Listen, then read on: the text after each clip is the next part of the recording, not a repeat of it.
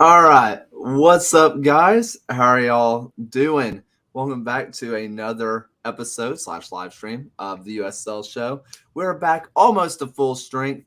Phil had some prior commitments, which we will never forgive him for, but I've already forgiven him, so it's fine, I guess. It's great to see everybody back, and it's great to already see Andy and John in the chat. What's up, guys? Hope everybody's doing well. So let's just go ahead and start going around the ringer. We haven't done this in a minute. My man Ryan, how you doing?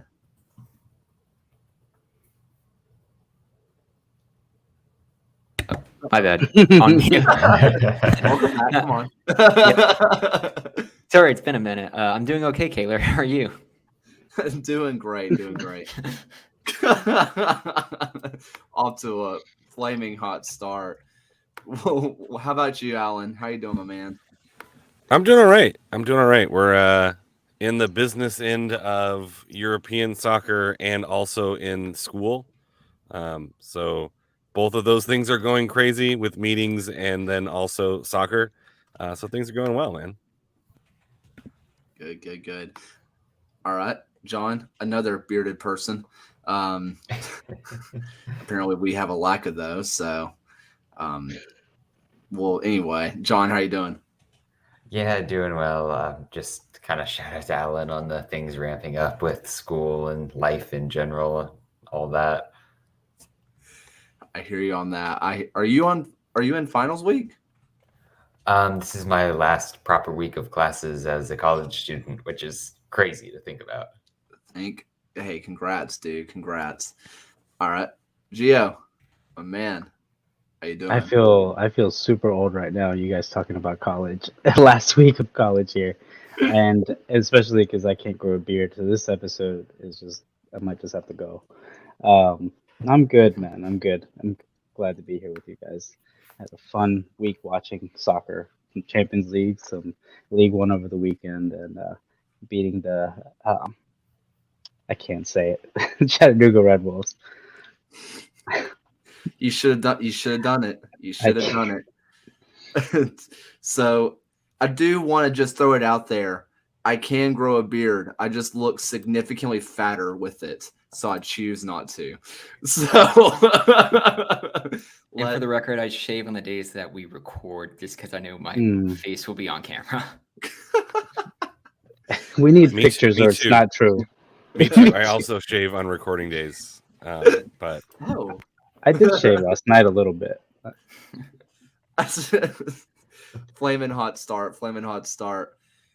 Guys, this last week, we are almost to a full strength USL season. We had championship, we had League One, and we had League Two kickoff. The men's sides are in full swing, and we are waiting for the women's side with W League to join, but that's happening this week. Super excited about that.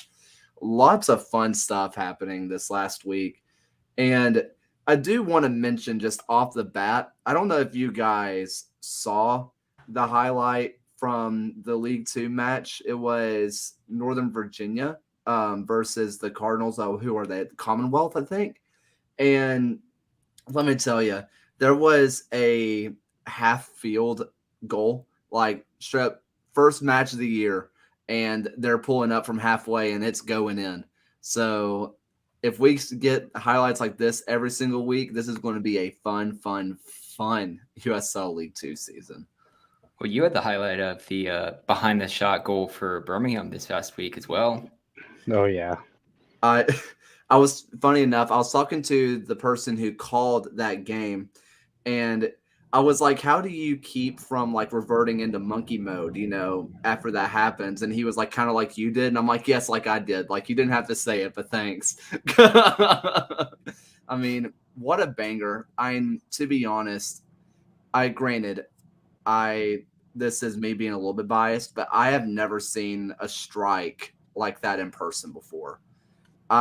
Especially not in the USL. Like, there's been sexier looking shots. I mean, Lewis Hilton, his free kick goal that he had, that was just sexy.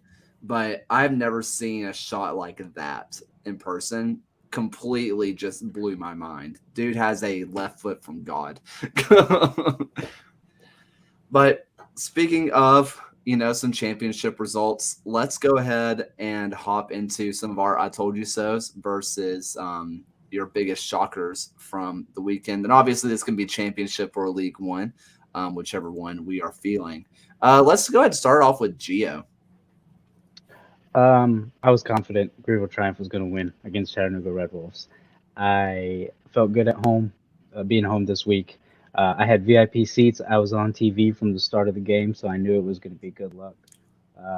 And I had my baby at the game for the first time, so he is Nice. officially the good luck charm. But I cannot bring him back because it took me 65 minutes of game time to get him to go to sleep, and he missed the goal. But no, we had a great time, and I know a lot of people are really high on Chattanooga after the start they're having, even with the loss last week to Tucson. And I think we put them in their place. A lot of people were talking about the panic button for Greenville, and I think it's way too early with all the injuries that we've had.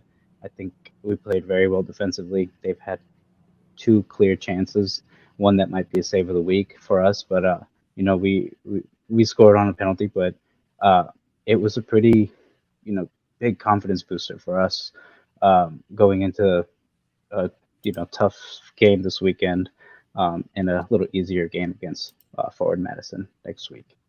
But no, I was really confident that we were going to get a win and show everybody that we are not ready to panic this early in the season. What about a shocker for you? Definitely Charlotte getting the win against Union Omaha. I am a believer that it was not a goal, but it was too close. Or at least it was too close to call. We see those often being not called, ref waving them off. This ref wanted to give it to him for whatever reason. The assistant referee, I can't see where he was, but they pulled it off. 2 goals in the last, I think, 15 minutes, 12 minutes, something like that, to pull off the win against a strong Omaha side that I guess I have to talk about them beating the Chicago Fire, because they won't shut up about it. So I guess we're legally supposed to, being on the USL show. But it was a big win for them. I really thought Charlotte was going to go into the season as, so kind of like NCFC last season, just not ready to join and just a lot of youngsters. But they have a strong team. They're a little all over the place sometimes, but I think they're a fun team to watch. They're going to be a fun team to play against. And I think this is going to be the best League One season yet. You mentioned that goal that was given. Wasn't there a goal like that, but in the opposite direction, Lou City versus Indy earlier this year, where ball is like clearly over the line, but they were just like, yeah, nah, no goal. Was that this year? I think that's right. Yeah. I mean, somebody, I think it was Benton from Vamos Morados, was talking about the people were breaking down film on stuff like that, basically saying that if you have to break down the film to try to prove somebody wrong, you just kind of have to go with the ref's decision. But I'm kind of with you. That was not a goal. Oh, there goes Gia. All right. John, how about some told you so's versus shockers? Boy, I think maybe a mix of both of them would be that Louisville-Pittsburgh game where I went in pretty confident that Louisville would win. So that'll be my told you so. But I was shocked at the way that they completely dominated the Riverhounds. I mean, they were so strong. They didn't change their tactical style at all, which just kind of goes to show the confidence that this Louisville team is playing with at the moment. I think it was summed up well. I tweeted out the clip of Bob Lilly like going on a nice little 10-second rampage where he just like sits down like a pouty little child on the bench, slams his hat on his head. Pittsburgh was just frustrated all night long. They couldn't beat that press. They were completely outplayed in the midfield. Corbin Bone had the game of his life, although I guess he kind of does that every single week at this point. I mean, this Louisville team really has to be the favorite in the East right now, if not the whole league. you know how many times I've watched that video of Bob Lilly being all flustered and frustrated? I chuckle like an idiot every single time I watch it. Like, it's just so funny to me. I need you guys to send it to me.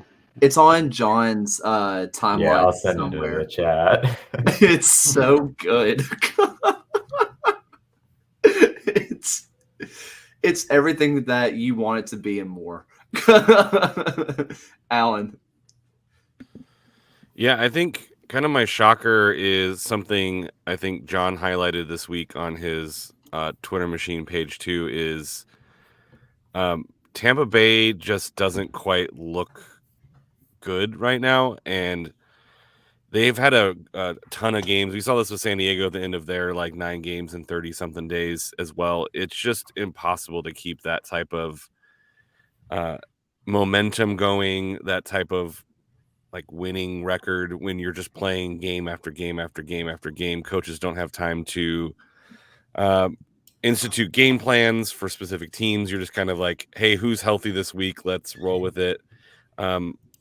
My told you so also involves Tampa Bay. I thought San Diego could get something out of Tampa Bay, mostly because this is at the tail end of that week or that run for Tampa Bay, and that Loyal had a bunch of time off. Tampa Bay is, on fumes, and I thought that they might be able to do exactly what they did. Tampa Bay played really well at the front of the match, and then San Diego just had fresh legs and were able to kind of bully them off the ball at the end. Tampa Bay looked good. Guinzati's gets his first goal, which is nice for him. Luckily, Western Conference folks don't have to see him anymore. Maybe he goes off on a run. But I think the Tampa Bay is kind of the shocker, and the San Diego that I told you so. I also want to give a shout out. I thought Oakland played pretty well against Colorado Springs for a large majority of that match, which was surprising. I thought, but I think you also saw the quality of Colorado Springs in that match. But shout out to Oakland, and then to our friend in absentia. That was not a penalty on the goalkeeper that caused El Paso to score their first goal and maybe kind of gain momentum, but that was for sure a red card on the Loudon player. So that was a quasi interesting match that I didn't think was going to be that interesting. So that had some moments. Good. Yeah, Tampa Bay. I'm sure we can dive more into the Tampa Bay, conversation. And I think, John, you broke it down pretty well in some of your things. You explain why, but it doesn't explain why. You know what I mean? These are uncharacteristic things for Tampa Bay. My only assumption is that it's because they knew the soccer crushes were coming to town and they got nervous.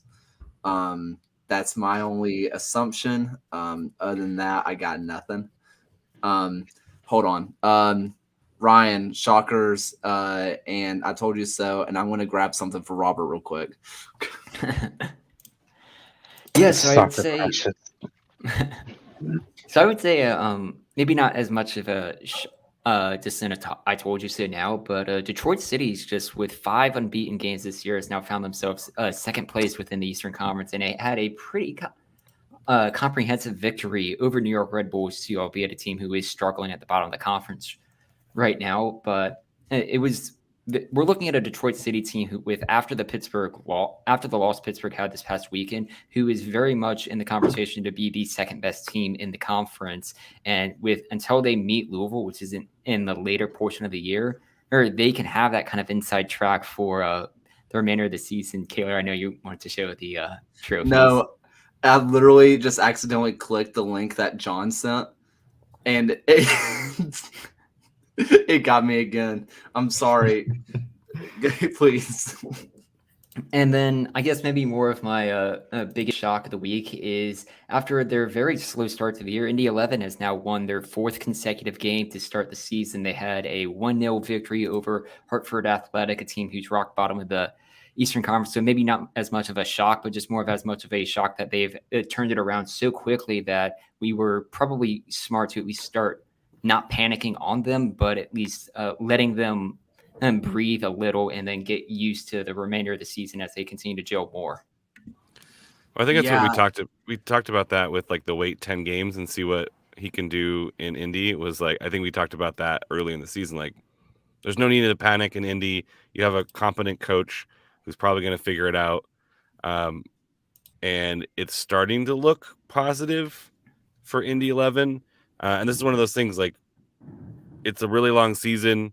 3 to 4 games does not a season make. Maybe like the last 3 feel kind of hectic, but people are dropping points left and right because good teams lose to teams they probably shouldn't lose to or draw to teams they shouldn't lose to. So Indy, still no need to panic. You're doing fine. Yeah. And I mean, granted, before the season, I was very low on Indy. And it really had nothing to do with Lowry. It had everything to do with the people they had on the pitch. I thought that the squad itself was a pretty maybe not major, but still a noticeable downgrade from last year's team.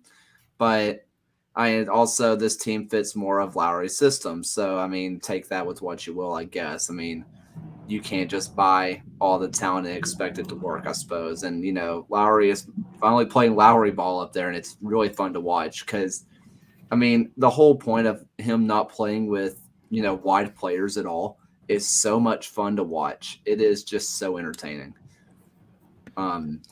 Did anyone see Devin Kerr's thread about Detroit City and him going in on Detroit City fans? Yeah, I did see that. I was like, oh, Devin. Like, I mean, he's not wrong. Like, he's pointing out, like, they haven't really done well against playoff teams, and they've done well against non-playoff teams.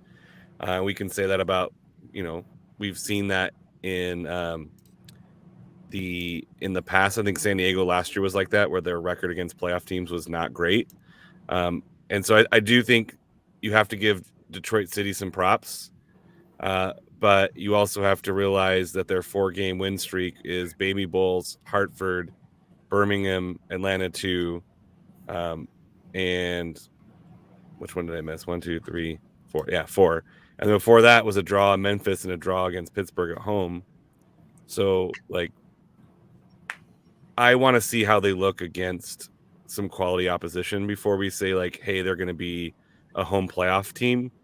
But when you play half of your games at home and you play as well at home as Detroit City does, you're probably going to be a playoff team. Like, they have that pedigree to get it done. I agree with Devin Kerr. I also agree with Detroit City fans. I think there's like a medium in there, right? And I think Devin Kerr gave himself an out saying, I'm just talking about right now. Like, Detroit City still needs to prove it against the quality teams on the road. And so hopefully they do so because, I mean, I enjoy watching them on TV at home. for sure. By the way, if you're in the chat now, if you're listening to this via, podcast later, it's not going to make any sense. But I started, basically John released a graphic about Jordan Farr being like good at soccer or something. And basically I was like, listen, dude's never won a Tuscaloosa adult league. Listen, Robert, Jordan Farr doesn't have one of these bad boys. Okay. He doesn't have one of these. He's not good enough. I'm sorry. Can he go out on, any given Tuesday in Tuscaloosa, Alabama? I haven't seen him try. So who says he can't, but he hasn't. And until then, he's just a subpar keeper to me. I'm sorry, Jordan. It's just the facts. Competitions mean everything. This is a winner right here, boys. Winners. But honestly, my biggest I told you so week in, week out is still Detroit City for me because I said it. Like, Detroit City feels like a good team coming into this year. And we're seeing the difference between League One and the championship is not as big as we thought. And, the quote-unquote NISA All-Stars, we're seeing that gap of the best, shut up, Gio. we're seeing the best of the best, and Nisa can hold up, at least at home, which I think we're starting to see. I mean, what is it? It's I'm maybe pulling this out of absolutely nowhere, but isn't it that the U.S. home field advantage is bigger than anywhere else in the world, or at least bigger than any of the major European countries? I mean, when you have splits like that automatically, and you have as good of a home field advantage as Detroit City has, they're just going to win games. And it's just like people said about last year about the Los Angeles Angels. I know a different sport, but the Angels beat the teams that they were better than, and they lost to the teams that they were worse than. If Detroit City does that for the rest of the year, they're still making the playoffs. So, I mean, that's my biggest I told you so, I guess. And my biggest shocker is honestly that Legion won. I can't believe it. I fully expected a loss. I prepared myself for it. It's been such a long time since I've seen a win at home. Hey, you guys have this weird complex as Legion fans where you just like don't want to believe that you're good when you're actually really quite good. It's because we love just like I said with the Angels comparison, last year we beat the teams we were supposed to beat very convincingly, and then we decided to play a good team, and we're like, how about we just curl up in a ball and die? So it's kind of the tale of two teams. I think until we see us take the next step, I think a lot of Legion fans don't believe that we have it. At least that's just my perception. Granted, I don't speak for everybody, even though I think I do. You just don't want to be disappointed. A little bit that as well, but yet I leave every single match disappointed anyway, so it's not doing me any good. But it's fine. I do just kind of want to talk a little bit about, I guess, the team that you're with, John, just a little bit. Sacramento. You're still really high on Sacramento while a lot of people are coming off of them. And I know that you're working with them this year, but you don't just blindly put teams up where they don't belong. At least you haven't done that in the past. Why are you still high on Sacramento? What are you seeing that we aren't? I watch them every game, and I just see a unit that looks like they have it together in a way that maybe hasn't paid off quite yet in terms of the results, but they just have the feel of a team that at some point is going to turn it on. They've had some struggles with visa issues with someone like Ezekiel Lewis, for instance, who, I mean, he was a difference maker in Charleston. Douglas Martinez has been in and out in terms of the striker position. So that's two really potent goal threats for this team that have been missing. And they're throwing Luther Archimed up at striker most of the time, who has about 6 games for the Baby Bulls coming into this year. Meanwhile, Rodrigo Lopez, Nick Ross, Matt LaGrassa, Luis Felipe is that center midfield. Like, that's 4 bona fide all USL caliber kind of guys. They've gotten so much from the wing backs so far. It's really just kind of getting everyone healthy and getting everyone out on the pitch to build that chemistry together. The Las Vegas game was kind of symbolic of how a lot of the season has gone, where I at least felt that they pretty handily outplayed Las Vegas, but they couldn't quite get over the hump to get that win because Las Vegas kind of does this to everybody at this point. But they just feel like a team that's very close to kind of pulling it together and really proving that they're a title threat. So, I mean, that's fair. And then you see teams like, Allen's Loyal, where they've looked really, really good. And they do this all the time. And Allen's kind of, talked about this before, where it's kind of like they do really, really well. And then in the last 10 to 15 minutes, they do their best to blow it. But then we saw against Tampa Bay, they did not do that. They did basically the exact opposite. Does it feel like to you that Loyal are kind of taking a turn for the better? Yeah, I think it's like a San Diego sports tradition to build up hope and then let everyone down by the end.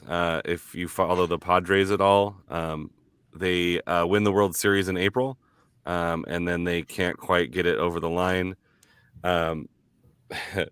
Yes, Landon Donovan, San Diego Loyal. Yeah, this was kind of their MO toward the end of last season. I think that's why it's so prominent. It was, the Golden New Mexico, kind of falling apart against Oakland at home. They had this MO of doing really well and then kind of letting up really late. And in both against Oakland and now against Tampa Bay, they really kind of rallied. Now, again, Oakland, they ended up giving up the goal at the end to drop points. So it's like, here we go again. But I think the mentality is there to get it done. And at the end of the game, like, they have guys who just don't want to lose. But I mean, I think you can say that about a lot of teams, that they have guys who will run through walls at the end of matches. We see that with Phoenix in a lot of their late fireworks. They're another team that likes to do the opposite of kind of slow start, big finish. And so I think it's just indicative of the style they play, where they just hold possession a lot. And so they are open to some counterattacks. They are open to some defensive blunders. I mean, their goals against average is, I would say, in the category of not great. I think that's how I would rate San Diego's goals against average. But they're scoring way more frequently than they used to. So some of these, like the Tampa Bay, the El Paso game, for example, those would have been 2-2, 2-1 losses, 2-2 draws. And so they're able to score more goals. I'm not sure that's sustainable. I'm sure John has the underlying statistics to probably back that up, is that San Diego probably isn't sustaining a 3-goal average attack. I think it's, maybe a goal and a half. So there might be a regression to the mean eventually, or they figure out their defense. Those are their two options. But it's fun soccer right now, early in the season, when things may be a little bit more open than they might be toward the back end of the season, and that might creep back up at the end. Moving over to the other league now, Ryan and I, when we talked on the short show on Thursday, I think it was Thursday anyway, we circled a few matches that were like, these are going to be big matches that everybody should be watching. We talked a little bit about Tormenta and seeing if they could keep up their pace. Fuego, seeing if they could keep it up. But we really got to the Triumph versus the Sad Boys. And it was, Red Wolves, they have looked good this year, better than even last year, I think. Granted, still early, but that's just, my opinion. And then we were circling this one saying, like, hey, Greenville has underperformed. Maybe Chattanooga possibly a little bit overperformed. And we both kind of talked about it. We said this match could either be a 5-4 slugfest or it could end a 0-0 draw. And it very much almost came to a 0-0 draw. But it was still very entertaining from what I saw. Gio, you guys did not control the possession. You guys, it felt like everything was bogged down right before, you're defending third. But yet, despite only scoring the 1 goal via penalty, it felt like Greenville was more dangerous all night long. Does that kind of match the vibe that was in the stadium that night as well? It does. I felt like the crowd was behind the team. I felt like although we weren't creating big chances per se, we were getting there. We were getting past their players. We were winning all the one-on-one duels. We were winning the midfield, as some people say. And it was going back and forth a lot of the time, but a lot of the Chattanooga, they would get, to our final third and lose the ball quickly. Our defense was very strong. I don't have the statistics on the duels that we won, but they didn't create many super clear chances. Their best chance was off of the corner. And we were getting down the wings very easily. And it's hard. We don't have a team we don't have Mario Slomas anymore who we can cross to. And we have Jake Keegan. He's not the biggest guy in the world, but we were creating chances. We were getting the ball in the box. And we were taking players on one-on-one. And I felt like we were just knocking on the door the whole time. So when we earned that PK, which I feel like was deserved, I think we got a well-deserved win out of it, because Chattanooga was holding on. And I don't think they were up for it the same way we were, and we had a point to prove that Chattanooga might be on the upper part of the standings out of the 4 games, and has looked better than we have in the first few games of the season. But we're still in it, even with the 5 players that we have out that could potentially be starters as soon as they come back healthy and get some game time. I think we held our own very well, and I'm just excited to see our team get healthy and playing the way we know that we can once we're in form and back into it. Yeah. I mean, there was also, I saw a little bit of conversation on if that should have been a pin, but I think it was the first half around the 30th minute mark. There was a pretty blatant handball that the refs just said, yeah, play on, boys. So it could have been a penalty in the first half, and maybe the conversation would be a little bit different that it wasn't a penalty in the 80th. But I feel like that was a fair result given the way that it played out. I do kind of want to talk about King having one of the best open ice hits of this season. John's Coyotes could definitely use him right now. Seeing updates that were just like, King's having a bad game, and then 20 minutes later, he's having a really, really bad game. That was rough. Ryan, other than just a wicked hit, what happened, dude?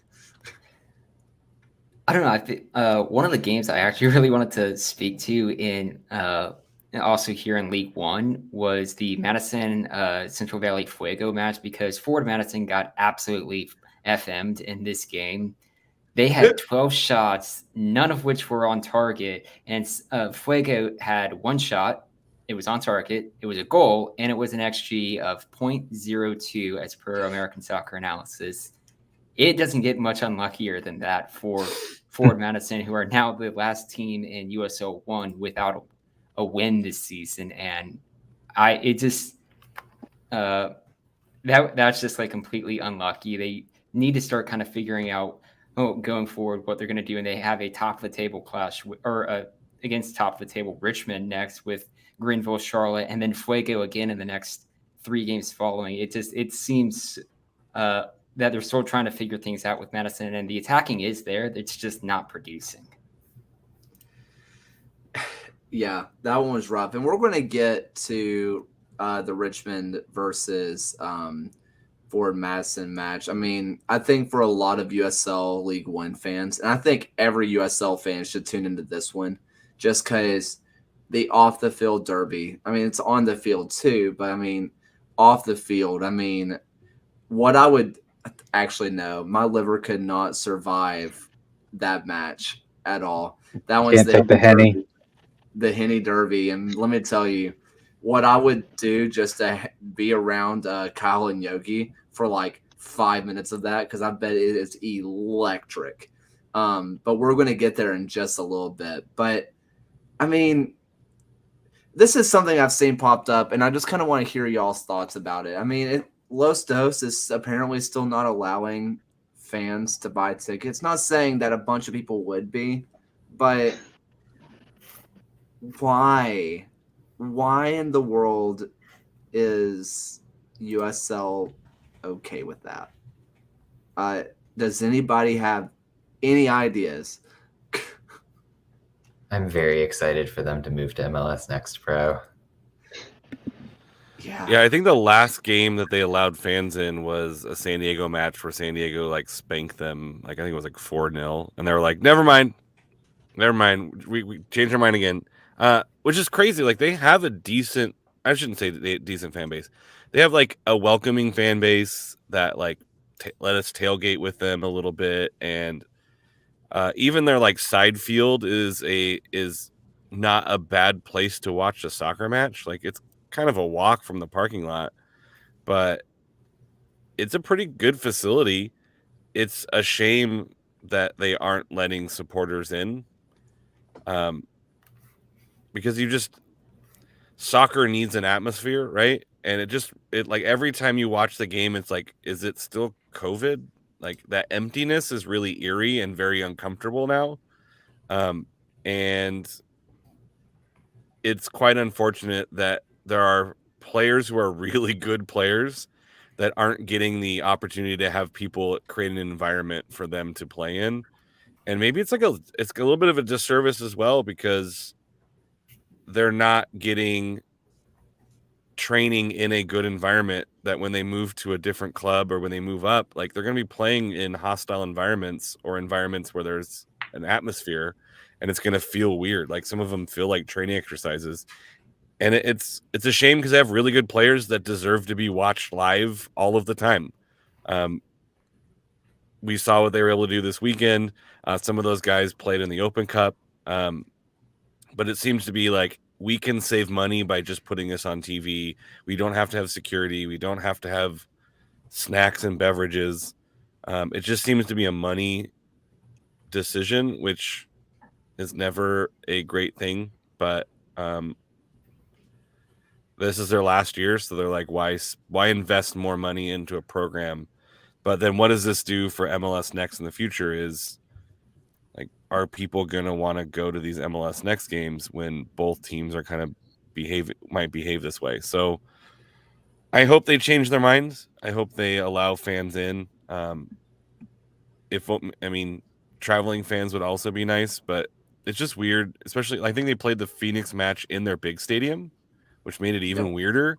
It was like this cavernous, like emptiness, this void. They played in the void, apparently, like essentially, and it was, you want to hear the crowd roar when they score, even if it's 80 people. Like, great, that's 80 more people in the stadium. And I'm a little bit over you have a small crowd, folks. Like, why is that a problem? They have 80 people, great. Those are 80 rabid fans that are supporting a club. Let's hype it up. But yeah, Andy put that in the chat as well. Like, we're not allowing try to tell us USL isn't allowing fans. Maybe that was just the line that they gave their ticket reps. But it's sad. But USL only has to deal with it for one more year. And is it really that big of a headache, or is it might be more of a headache for USL to deal with than just to kind of let it go for a year and then say, thanks for being a friend and a thorn in the side of Western Conference people who wanted to make the playoffs, and you spoiled it, or you snuck in because your kids are really good, and good luck with that crazy typeface. Anecdotally, since they had that San Antonio game, which Harry is saying in chat was held after the MLS game, Los Dos has not lost a match at home. But to talk to your not playing in a hostile environment, they have not won a road match this year. And you would think from a team as historic as the LA Galaxy, which is supposed to be one of these big MLS brands, they would have the money to spend. It would want to spend on this, especially on a USL team that has been halfway successful. They were 2015 runner-up, so they do have success within the league. But yeah, it's kind of just like Baby Bulls is kind of a whimper on their way out. Kind of speaking to Baby Bulls before we move on to our predictions. I mean, I feel like this comes up every 2 weeks, but what a fall from grace, man. Like, there was a time, and if you're a new USL fan, this may come to a shock to you, but there was a time when you saw Baby Bulls on your schedule that you were like, okay, hunker down. This might be a loss, boys. They have a crazy press. They're going to attack the crap out of you. They're going to get their goals. Like, they're going to do it. They have a good defense. I mean, they were freaks. And, Ryan has talked about it before that, that Baby Bulls team is arguably one of the best, if not the best, USL team in history. And they were amazing. A, where did the talent go? And is it B, that just don't care anymore? I mean, it's hard to watch. Seeing a team go from really good to really bad really sucks. I will say they've looked competitive, at least in their last couple of games, but obviously that doesn't excuse the fall from grace where they really were like a bona fide title contender every single week. But like they played Tampa really well for 90 minutes. They played Detroit well before a late collapse. Like they're a step above a Monterey, for instance, even though it's like a far cry from peak Baby Bowls. Man, Monterey Bay is bad. Oh, bless their hearts. I don't, John, you have a lot of things that have aged really, really well. But God, your video on Monterey Bay's defense, boy, is that some fine milk. They came out week 1 against Phoenix and gave up 4 goals in about 20 minutes, and that's when I knew I was very wrong about that center back pairing. Oh, man. Well, before we get into predictions, I do want to just kind of note the W League is here as of this weekend. Super pumped. If you guys didn't listen to the interview from last week, it was a great time. A really great time, really great conversations. Some interesting stuff about the Super League is snuck in there as well, so check that out. No spoilers there. But, I mean, it's going to be really fun to see a place like Indy open it up. It's going to be super exciting. I'm super excited to see what this league does. And, Gio, you're going to be at Liberty matches this year. I can't wait to go to Greenville and buy some merch. The Liberty brand is just chef's kiss. Good stuff. I can't wait for the kits too. I hope it's something beautiful. Oh, man, I'm so excited. But obviously check that out. They have their own streaming with 11, I believe. So, check them out. Check out those matches. At least check the scores, because I promise you that there's almost certainly somebody from where you're from, unless you're like West Coast, probably. Sorry. But that at least from your area that's on a W League team. UA has a few girls there. A couple girls from Alabama are on a W League team, and it's super, super exciting. Very excited to follow that. But let's go ahead and get into predictions. And we're going to start it off. We're going to go Geo, and then we're going to work our way around counterclockwise. If you're listening to this via podcast, that meant nothing to you. But we're going to start off with a Magic City Derby, the 205 versus the 305.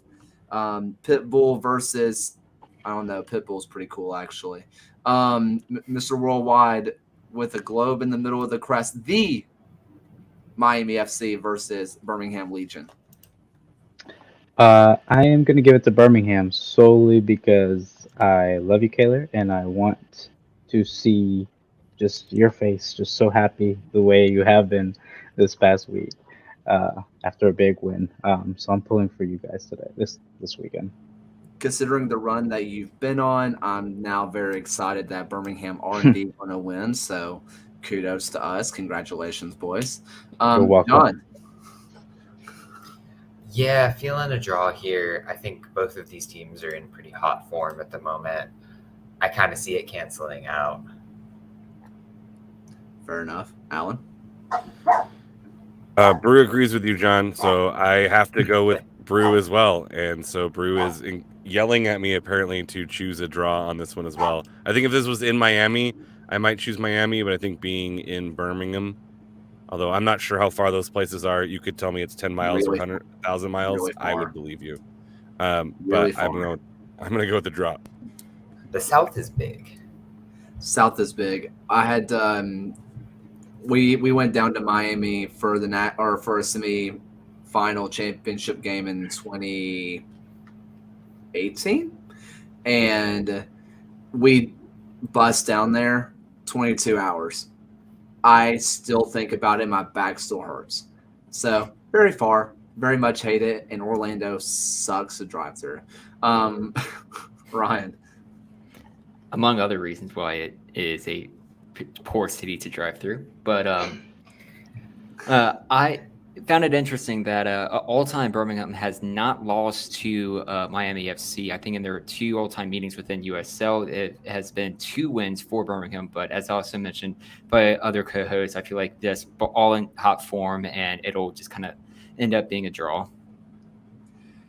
Yeah, it's funny because Phil, who is not here to defend himself, so we can say whatever we want, picked the Miami, but he didn't put the before, so it doesn't really count. But yeah, I mean, honestly, I see a draw here as well.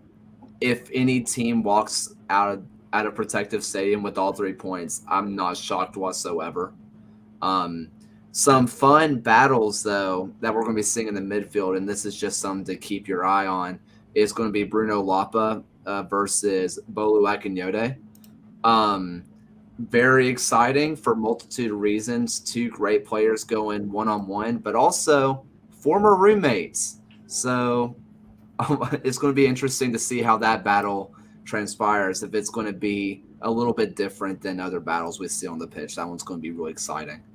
Next up is going to be El Paso versus Tulsa. I picked for them to get a draw. I just can't see either one winning. I did want to pick Tulsa just because I just wanted the team to at me, but I didn't feel like doing it. So go with the draw. Yeah, I went with the Locomotive in this one. I think Tulsa is kind of down bad at this point. I was high on this another team where I was high on their defense in the preseason. But El Paso, boy, they're looking good in attack right now. They still have a mistake or two every game that costs them a goal, but I don't know. I'm feeling them here. Tulsa? I guess maybe. Maybe question mark. I think they've gotten in my head at this point where like I don't even know what to do with them anymore. Like, but I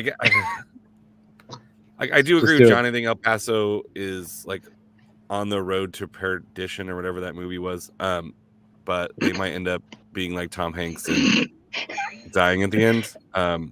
I don't know. Spoilers, I guess. I don't know. Did he die at the end? I don't remember. At first, I thought we were about to say Bridge to Terabithia or something. Yeah, I think I'm gonna pick Tulsa. It's not my lock though. It's not my lock, but I'm gonna pick Tulsa.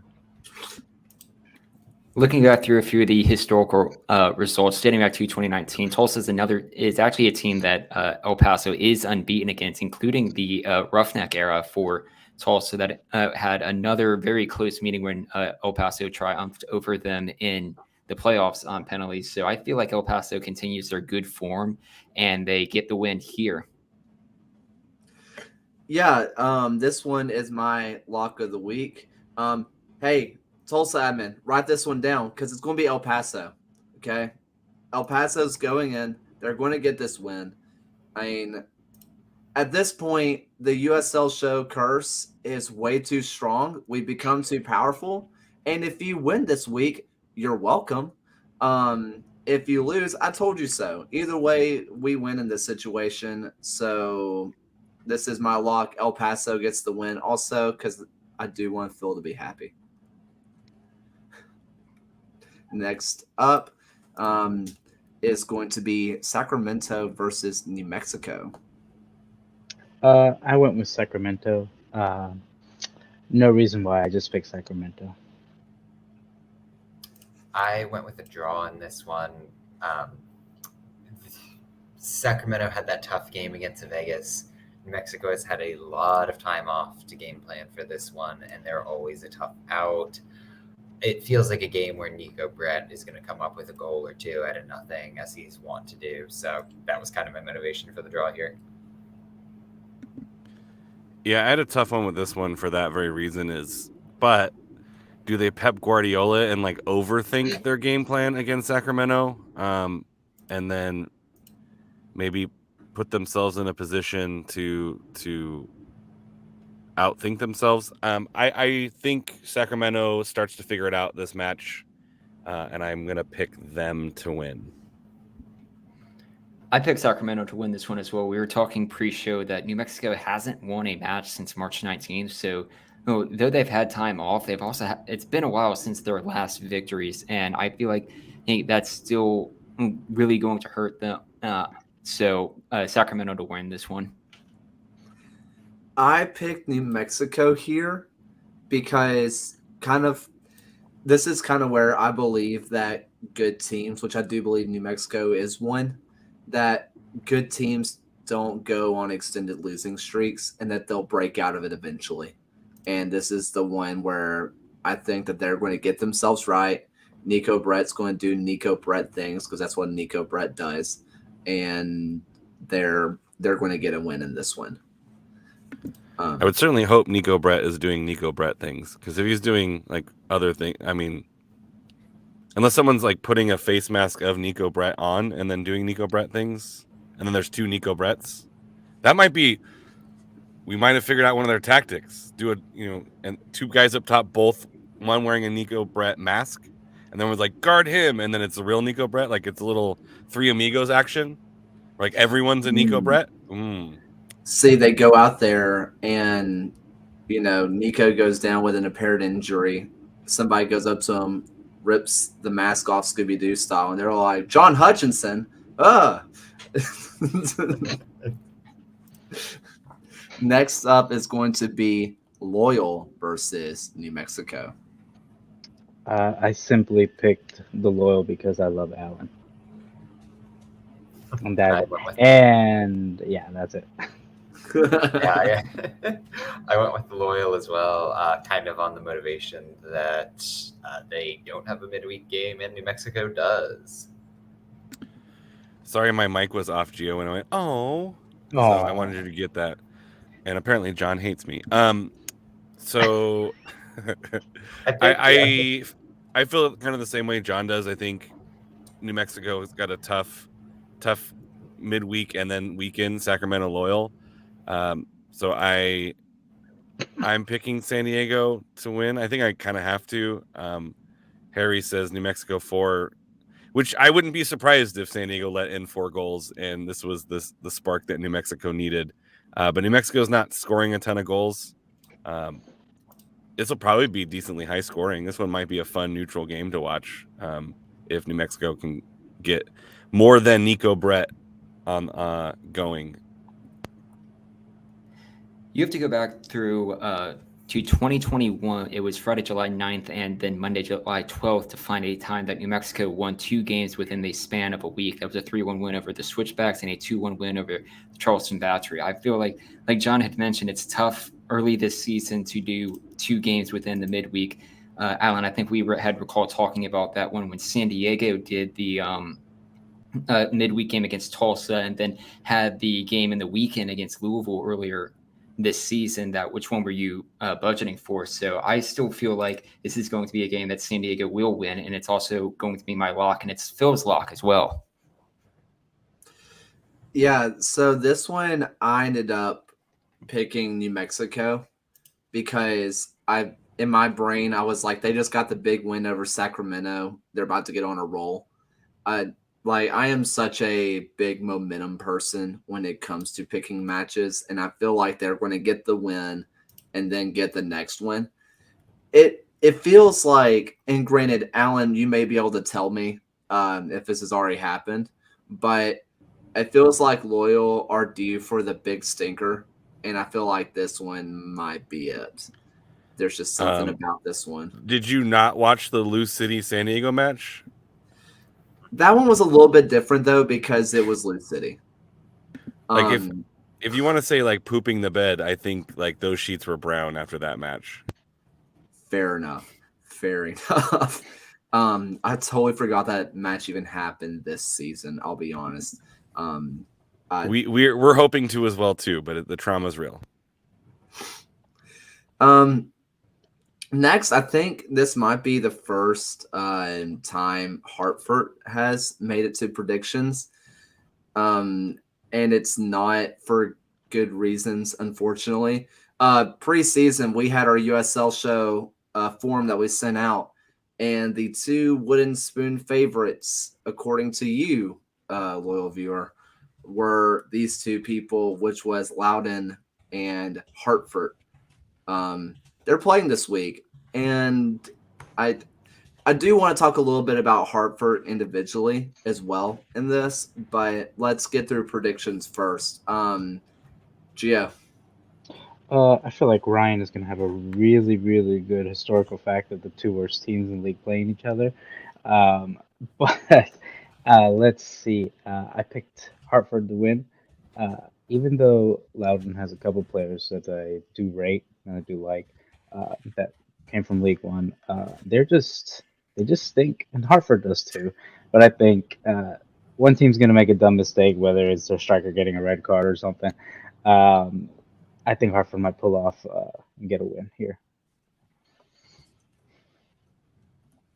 John. Oh, that is me. Yeah, just speaking to kind of what you were getting at there, Hartford's added some nice pieces in the last week or two. Corey Herzog is going to steal the headlines. He's the second leading scorer all time in USL. Really good forward. And Ariel Martinez. Des Moines Menace legend. Corey Herzog. That is also a fact. Ariel Martinez is also kind of a darling for me. I've liked him since his NASL days. Spent a lot of time in Miami. That said, they're really inept. I try to avoid this kind of talk, but I was half calling for Harry Watling's head when I was writing them up for my power rankings. And so naturally, I've picked Hartford to win this one as my lock.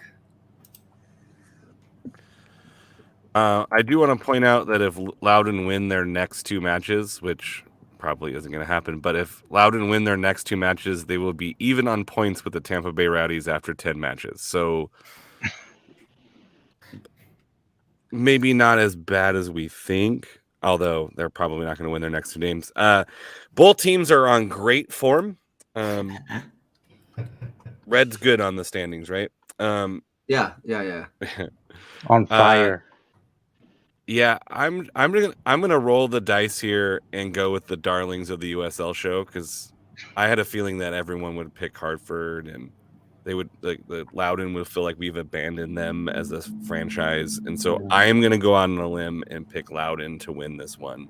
And I know someone else is with me, but I didn't want them to be alone, so I'm gonna pick Loudon. Plus, I like the stripe. I like the stripey thing. It's nice. Mm-hmm. The horse? Do you like the horse? Yeah, the chess piece, great. Yeah. 10 all-time meetings between these two clubs, and I do not have stats on when you have like two of the worst teams in the league. I will say with Loudon, they are not the worst team in the Eastern Conference right now. They're 10th. They are above a really like a bottom five of like really poor teams in the conference. But yeah, 10 all-time meetings between these two teams. Hartford's won 9 of them, including 4 in a row right now. The only other result that they didn't win was a 2-2 draw. But I don't know. I haven't been too convinced by Hartford. I do think they'll find ways to get things turned around, but I think this is meeting a very stoppable force, meeting a very movable object. So I'm going to go with a draw. There's the title of the show, ladies and gentlemen. Oh, whenever we get the merch site thing going, that is the first thing we're putting on a t-shirt. There we have it. That one's it. I picked Loudon. It's so hard. And I want to say this. The product on the field is bad. We all recognize that. But like the fans, with our interactions, at least my interactions have been great. Like we have 2 Hartford fans that are in our Discord server, #ad. And they're a pleasure to talk to. They care about this team a lot, which is what makes it so hard to pick against them. And it makes it hard to see them be bad. Like it's easier to watch teams without fans be bad because it's like, well, who really cares? But like there's people there that care. It really sucks. But look, Loudon, they had moments against Legion that it was like, okay, they were down to 10 men and scored. Is that because Legion were bad? Maybe a little bit. But it's hard for me to get over Hartford. At the end of the match, letting a guy who is 5'6" be wide open at the back post and letting it go in. How all you have to do is, this sounds awful, I love Anderson, but all you have to do is be taller than 5'6" and that doesn't go in. Like, He didn't how- even jump. it's Platform boots. Just this hard. That one's just hard. I just think Loudon's is going to win. I don't know. I'm excited to watch this match, but for all the wrong reasons. Next up though is one of the, really just big circle preseason, and now especially Phoenix versus San Antonio. I think this will be a fun game to watch, but I did pick a draw. Phoenix did not have a good game the other day against LA Galaxy 2, but I think they'll come back and at least get a point here in a hard-fought game. Yeah, this one was tough for me too. I went with the draw. San Antonio is super hot right now. I'm sorry. And for some reason, I'm just picking against my gut instinct on every single one of these. But Phoenix isn't going to shit the bed again like they did in this last game. So that was my rationale, I suppose. I appreciated the Zoolander reference there. So San Antonio in the past 5 games have featured 5 clean sheets, although one of them was against them. So I picked San Antonio to beat Phoenix at home, and then they lost. So now I'm going to pick Phoenix to win at home, and I don't know. They're probably going to lose. I don't know. We're good at this prediction thing, folks. And also, I want to make Robert happy, and I guess I'm just picking Phoenix to win, I think. Oh boy. Ryan. It was weird. I was going back through a few of our previous predictions that we've had this season. And I was the one person this past, when we last picked this meeting, that picked Phoenix to go and beat San Antonio earlier this year. But I'm going to be doing the inverse of that pick, and I'll be backing San Antonio to win this one. Good. I also picked San Antonio here. I think this one's going to be interesting. I don't want my head going through the USL streets. So there's that one angle. On the other side, San Antonio is so much better than I thought they'd be. And that includes not having Mane, which is the entire reason 538 had them ranked so high. And then he didn't even play, and he's not even on the team anymore, and they're still freakishly good. So, I mean, I don't know. I mean, this is a good team, and I think this one's going to be a fun one for neutrals to watch. Not because there's going to be a load of goals. I think this is going to be chippy and fiery, and if you want to see fireworks in the form of fisticuffs, this one might be it, because this is going to be a lot of fun to watch.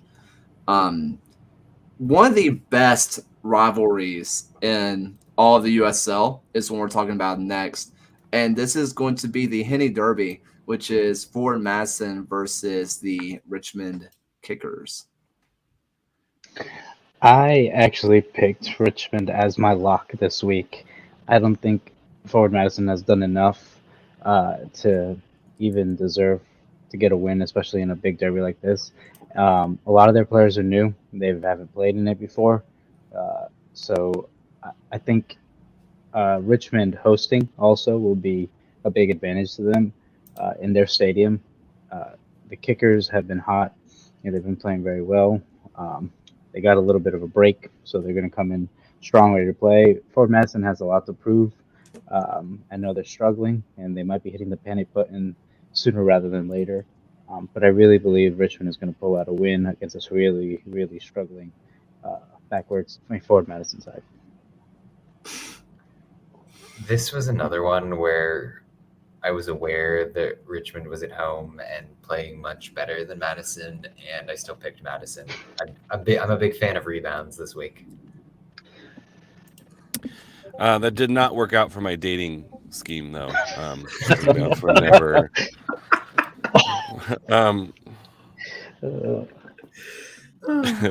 I picked the Kickers. I just appreciate the fan base that they've been able to build there. I know the Henny Derby is kind of a big deal for the supporters as well.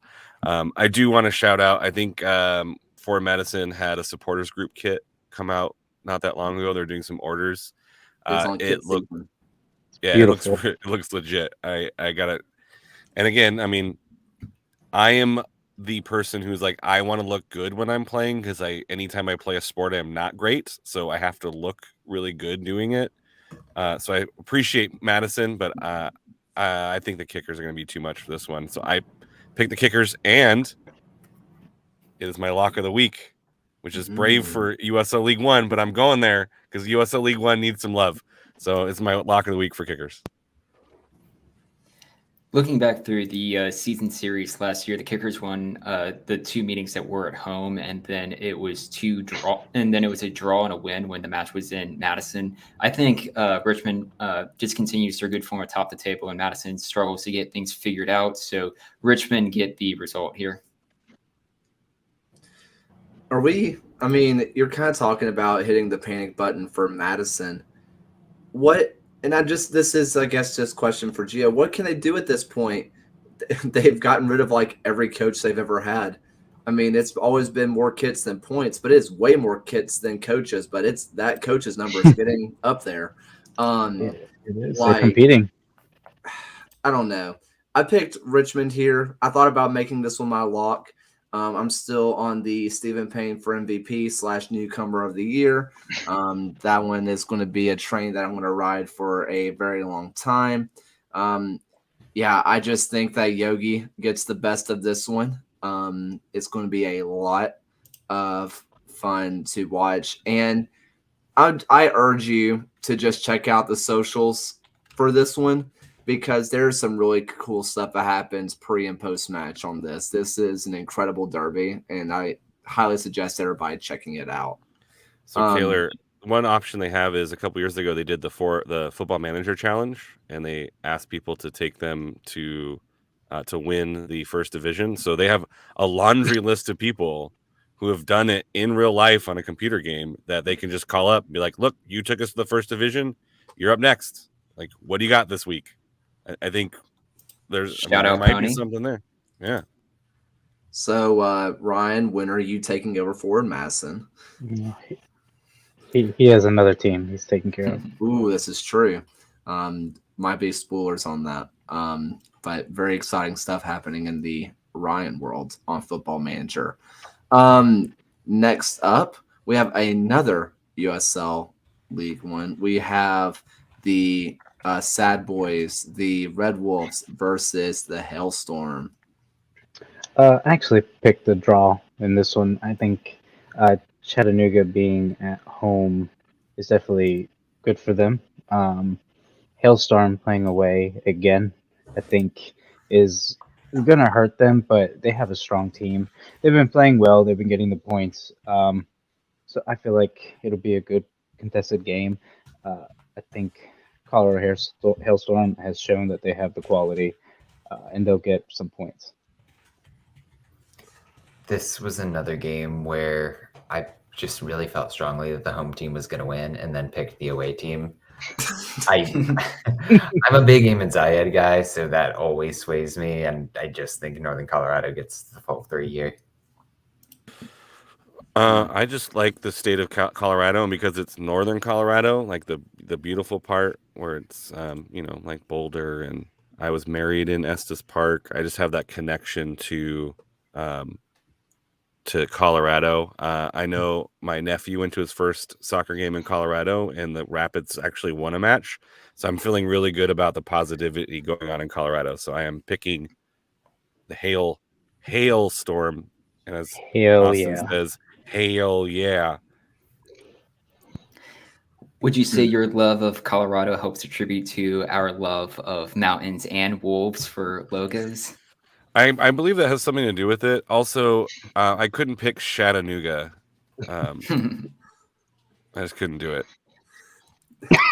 But there are mountains, so I don't It's know. not the same. Not the same.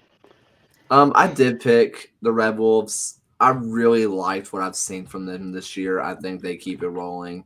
I wouldn't be shocked if Hailstorm gets a win here, but I don't think it's going to be. I don't think it's going to be this week. Next Hailstorm up, has scored in every single match they've ever played. is this about to become a Las Vegas Golden Knights for the first time in franchise history? The meme is first time in Seattle Kraken history now. Until the NHL expands again. It's bound to happen. Atlanta Thrashers 2.0.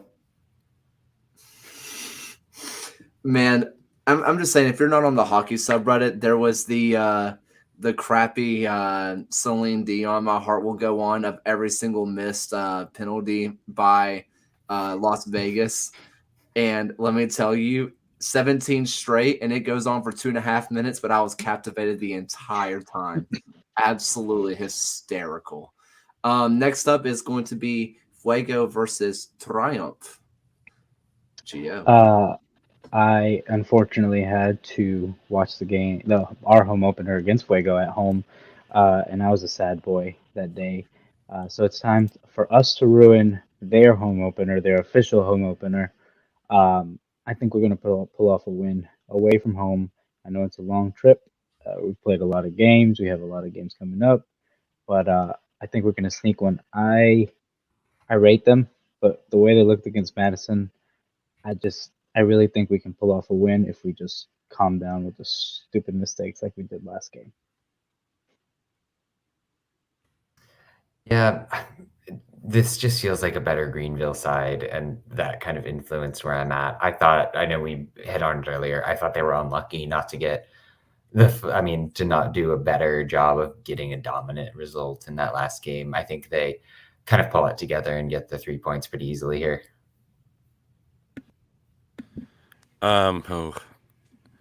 I am behind in points, and so I needed to pick a game that I thought maybe I can sneak a point in and try to catch up. I also think traveling might be a difficult thing, and plus they're a team from California, although I don't really have a reason why I picked Fuego. I think I just typed Fuego and hit send, and then it was like, oh yeah, you just don't love me. Gio's not going to love me anymore. No, you don't love me. It's okay. Or Gio, I'm picking Fuego, knowing that my pick will lose, and so that's true. That's true. There is no USL curse. It's mostly just me. Let's be real. There's a little bit of a USL show curse, just a little bit of one. I don't know how I'm in the lead, guys. I'm just telling you that. I just pick stuff while I'm at work. I went with Fuego on this one as well. I'm sorry, Gio, but I was also in the same boat as Alan that points need to start being made up soon, and not today. And I will say the last time we did pick this one, Alan and I both missed the result on this match. I am taking Triumph here. I really liked what I saw out of Greenville, and not even just for the Chattanooga game, but also the Charlotte match. I feel like defensively they look a lot more sound.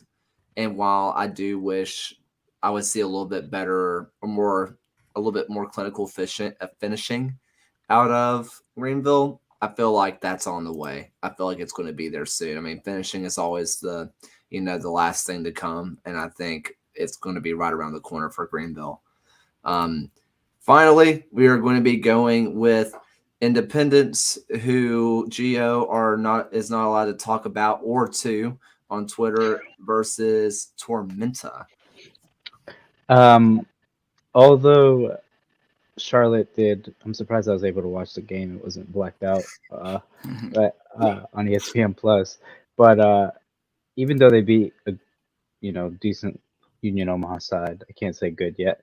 Tormenta has been playing strong. Their defense, they have not been scored on since their home opener, I believe, against NCFC. And that was a crap goal. It was a crap goal. And they beat us pretty. We had a lot of shots, but nothing worth going. Nothing worth talking about. Not to say that we even deserved any points because they took their chances. And against this Charlotte team, I think they're going to get another win and continue their hot streak. Yeah, wet draw here. I think Tormenta are the better team. I'm hating myself every single time I'm forced to say one of these picks out loud. I don't buy the Independents all that much, but I'm feeling like they have a little bit more desperation behind them here, and they're going to pull something out of their hat.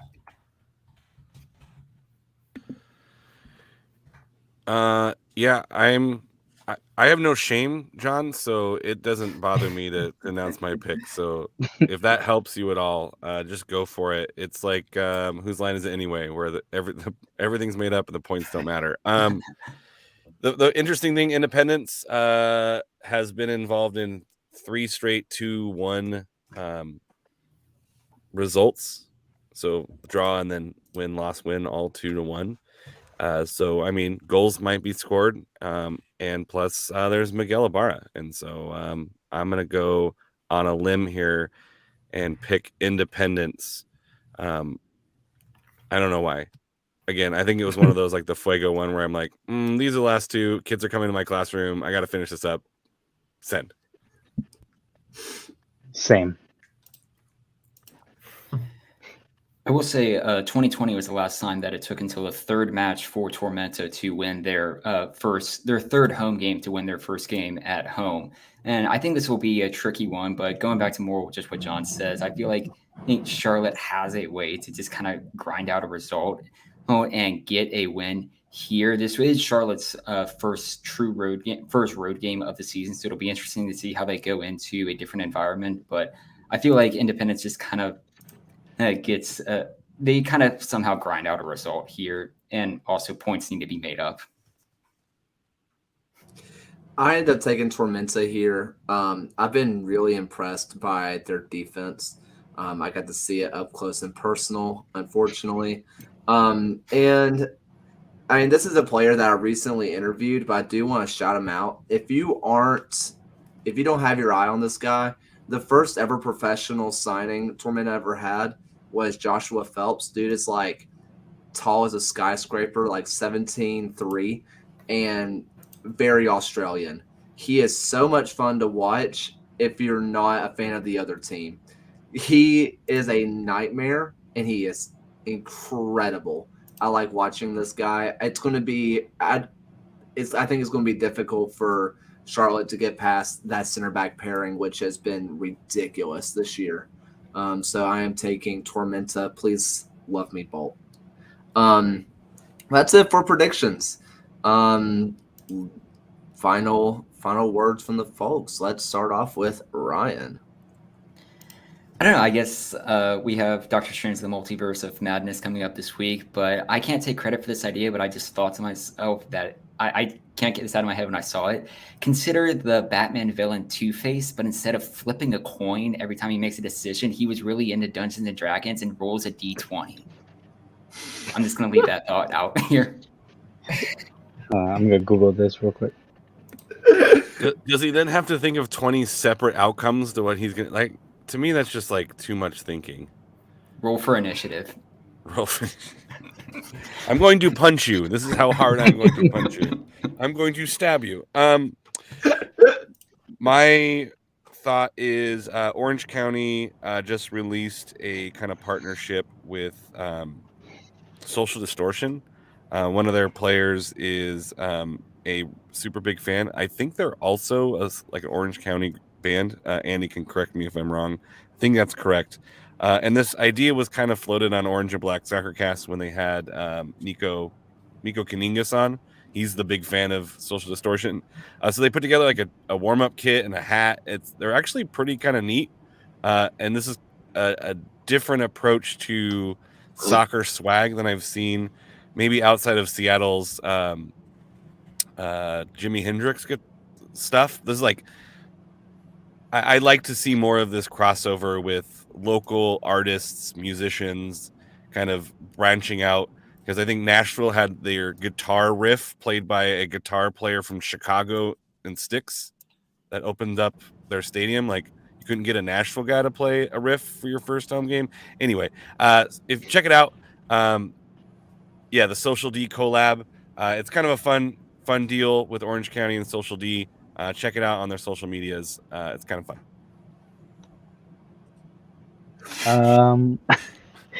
I yeah. I can't. Oh man, that was funny. Doctor Strange this weekend. I'm excited. Also, I believe you guys can correct me if I'm wrong. Tomorrow is the last episode of Moon Knight, or later tonight. Last episode. I cried last episode. It was amazing. So, yeah. So I'm excited. Oscar Isaac. I'm jealous of that man for how beautiful he is, but he's an amazing actor. And this is a great week for Marvel shows, and I can't wait to see them and movies. Yeah. Two things. First, I would risk it all for Dune bearded Oscar Isaac, and then second, gotta plug myself a little bit here. Check out Backheeled. We're dropping the website. I guess about a day from now, midnight tomorrow. I'll have 2 articles up on launch. One about the potential for Diego Luna to really break out in the U.S. youth system, and then another where I talk to a couple sources within USL, kind of weighing how important MLS Next Pro may or may not be. But I'll have weekly hits there in terms of USL coverage, so be on the lookout for that. Nice. Good stuff. Very excited about that. There's a lot of really good stuff going around the USL verse. Very, very fun stuff. Lots of great content out there to consume. Just a couple years ago, there was not that much, and now it's quickly almost become overwhelming, and that's a great thing. So very excited about that. Right now, I guess I am looking to figure out like what I'm doing, I guess, this summer. Next year I am supposed to start our my student teaching, and we were supposed to find out by the end of this week, but they have now pushed that back to they have now pushed the date we're supposed to find out about internships to June 1st, which is coincidentally the same day my lease runs out. So I don't know where I'm going to live. It's going to be a ton of fun to figure that one out. So we'll see. But either way, I'm super pumped for that. Good luck on your finals, John. I hope I can say the same. And, you're almost done. Alan, you're getting there like a month ago, right? Before classes get out. Yeah, the kids tell me it's like 20-something days. Love that. Love that for you. Gio, congrats on being able to take your baby to her first triumph match. Love that for you. His first game. Little boy. My bad. Yeah, no, it's okay. Oh, your girl's been my girl is she's a good look. She's a forever good look charm. But yeah, thank you. That was a fun time, a special moment for me, and I can't wait for many more. And Ryan, just sending all the love your way as always. And we were talking about it beforehand. Hold on to that Hammerheads flair for the rest of your life. So thank you everybody for watching and listening. We had a great time. Let's keep this chat popping for next week. And if you're listening on the podcast, thank you for making it through an hour 25. This was a long one, but I had an absolute blast. Thank you guys so much yet again, and cue Alan's voice. Thank you for watching another episode of the USL Show. This and every episode is brought to you by the Beautiful Game Network. Find podcasts and other written work at bgn.fm. Once again, thanks for stopping by, and we'll see you guys again next week.